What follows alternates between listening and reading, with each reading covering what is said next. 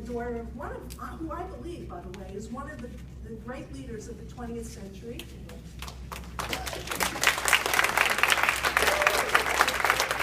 I know this from every time I go to different places around the country for my work. I mean, I have people coming up all the time and talking about a story, a Bella story, or what she did and what impact she had. And the thing about her is that we say, my sister and I and our family, she died with our boots on, just like Lucy Paul did.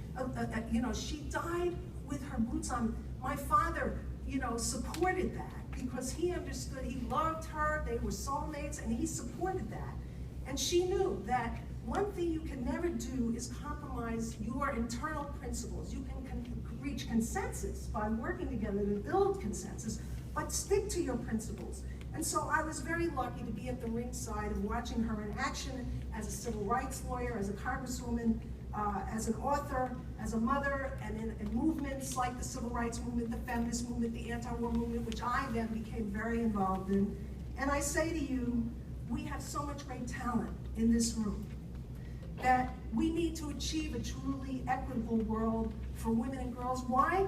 Because we will all celebrate our greatness. We will all be equal citizens, regardless of sex, race, class, religion, or sexual orientation. We need to rebuild a civil consciousness, a civil society that bans poverty and bans homelessness, and that will work globally, because we are a global, local world. We are helping our sisters abroad in all the countries that are oppressed, and we see that many of those people, many of the daughters of immigrants who come to this country, new immigrants, I deal with them all the time in Bali. They've suffered tremendous deprivation, and they continue to try to integrate into our society.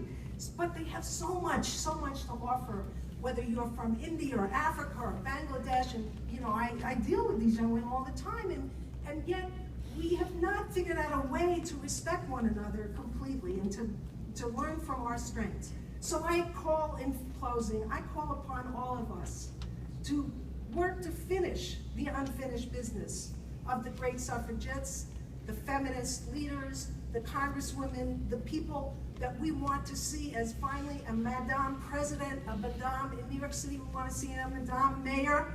And I call upon all of us so that we can achieve a glorious day when we can actually say, men and women, and girls and boys are not afraid to say they're feminists, that we are all truly created equal, and that our civil and legal rights as women and girls may not be denied on the basis of our sex.